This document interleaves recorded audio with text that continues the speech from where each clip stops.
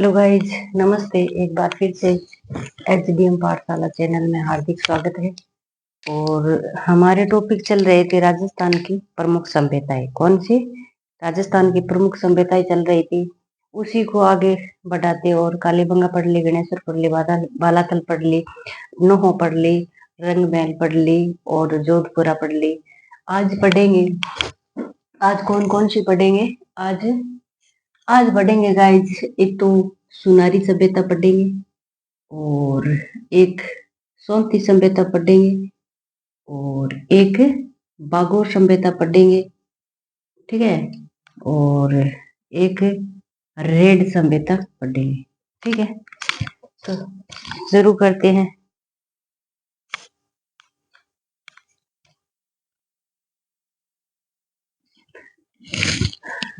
तो चलिए शुरू करते हैं आज की सभ्यता। सबसे पहले पढ़ेंगे सुनारी सभ्यता। क्या पढ़ेंगे? सुनारी सभ्यता। सुनारी सभ्यता कौन से जिले के अंदर आती है? तो नीम के थाना में आती है। कौन से जिले में आती है? नीम के थाने में आती है, ठीक है।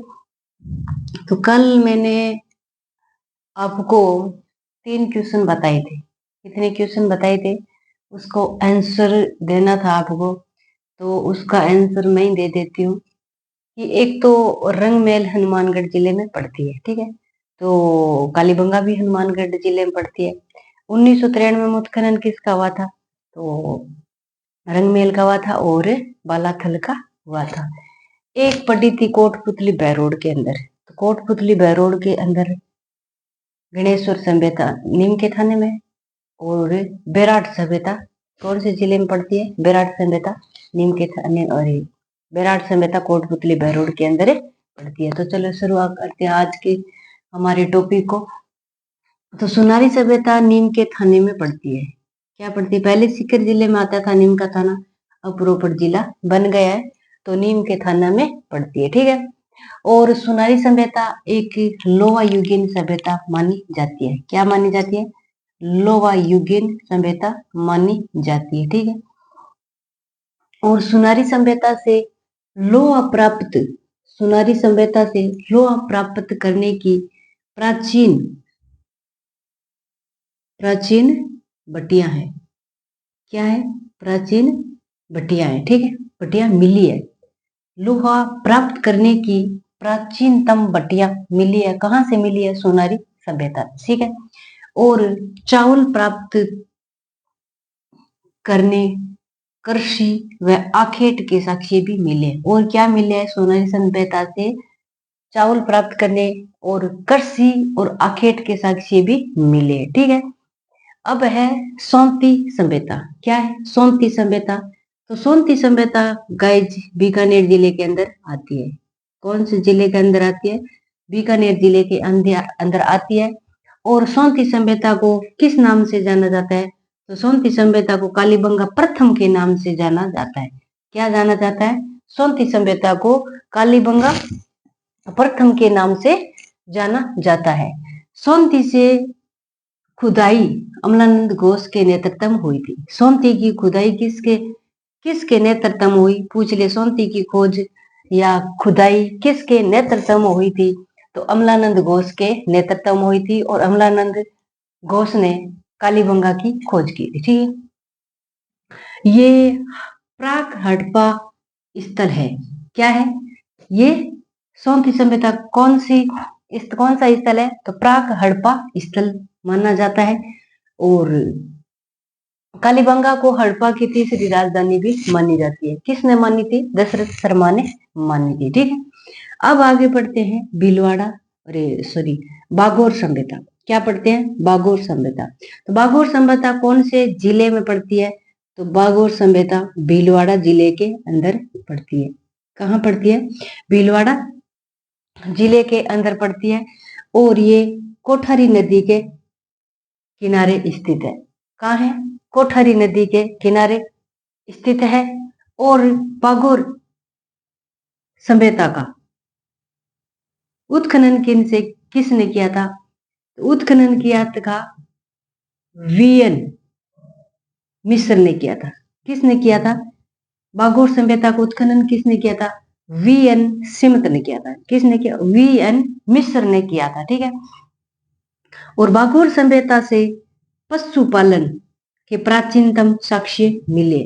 भागोर सभ्यता से पशुपालन के प्राचीनतम यानी पुराने साक्ष्य मिले। ठीक है। और इसे भागोर सभ्यता को महासतियों के टीलों के नाम से भी जाना जाता है। भागोर सभ्यता को महासतियों के टीलों के नाम से भी जाना जाता है। आगे है रेड सभ्यता। क्या है? रेड सभ्यता। रेड सभ्यता कौन से जिले में पड़ती है? तो गाइस रेड सभ्यता टोंक जिले के अंदर पड़ती है। कहाँ पड़ती है? टोंक जिले के अंदर पड़ती है। और इसे प्राचीन भारत का टाटा नगर भी कहते हैं। प्राचीन भारत का टाटा नगर कौन सी सभ्यता को कहा जाता है? तो रेड सभ्यता को कहा जाता है। रेड सभ्यता को कहा जाता है। रेड सभ्यता से मालव जनपद की जानकारी भी प्राप्त हुई है।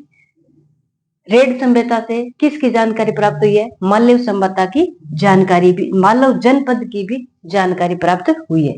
यहां से यानी रेड सभ्यता से 3075 चांदी के पंचमार्क सिक्के मिले।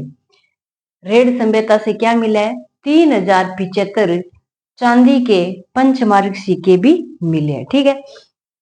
अब आगे है नगर सभ्यता। क्या है? नगर सभ्यता। नगर सभ्यता कौन से जिले के अंदर आती है? तो ये भी उनियारा एक स्थान है जो टोंक जिले के अंदर आता है, वहां पड़ती है। नगर सभ्यता कौन से जिले के अंदर पड़ती है? उनियारा टोंक जिले के अंदर पड़ती है। और रेड रेड टोंक वाली भी मालव जनपद के साक्ष्य मिले हैं। और नगर सभ्यता में से भी मालव जनपद के साक्ष्य मिले हैं। क्या मिले हैं? मालव जनपद के साक्ष्य मिले हैं। और नगर सभ्यता से गुप्त कालीन साक्ष्य भी मिले। क्या मिले? गुप्तकालीन साक्ष्य भी मिले। एक बार फिर से रिपीट कर देते हैं। सोनारी सभ्यता नीम के थाने में पड़ती है और लोहा युगीन सभ्यता है। लोहा प्राप्त करने की प्राचीनतम भटिया मिली है इसमें। और चावल प्राप्त करने और कृषि व आखेट के साक्ष्य भी मिले। ठीक है। और दो नंबर अपन पढ़ी सोंती सभ्यता। सोंती बीकानेर जिले के अंदर आती है और कालीबंगा के प्रथम के नाम से इसे जानी जाती है। और इसकी खुदाई हुई थी अमलानंद के नेतृत्व में। किसके नेतृत्व? अमलानंद के नेतृत्व में। और यहाँ प्राक हड़प्पा स्थल भी है। ठीक है। आगे है बागोर सभ्यता। बागोर सभ्यता भीलवाड़ा जिले के अंदर पड़ती है, कोठारी नदी के किनारे पड़ती है। और इसका उत्खनन वीएन मिश्र ने किया था। किसने किया? वीएन मिश्र ने कहा था। यहाँ से पशुपालन के प्राचीनतम साक्ष्य भी मिले। ठीक है। और बागोर सभ्यता को महासतियों के टीलों के नाम से भी जाना जाता है। क्या नाम से जाना जाता है? महासतियों के टीलों के नाम से भी जाना जाता है। और आगे है रेड सभ्यता। रेड सभ्यता टोंक जिले के अंदर आती है। और इसे भारत का टाटा नगर के नाम से भी जाना जाता है। और यहाँ से मालव जनपद की जानकारी मिलती है। और रेड से 375 चांदी के पंचमार्क सिक्के भी प्राप्त हुए हैं। आगे है नगर सभ्यता। नगर सभ्यता उनियारा टोंक के अंदर पड़ती है। उनियारा एक स्थान है जो टोंक के अंदर पड़ते हैं। और ये मान लो नगर सभ्यता में भी मालव जनपद की जानकारी का साक्ष्य मिलता है। और नगर सभ्यता से गुप्तकालीन के साक्ष्य भी प्राप्त हुए।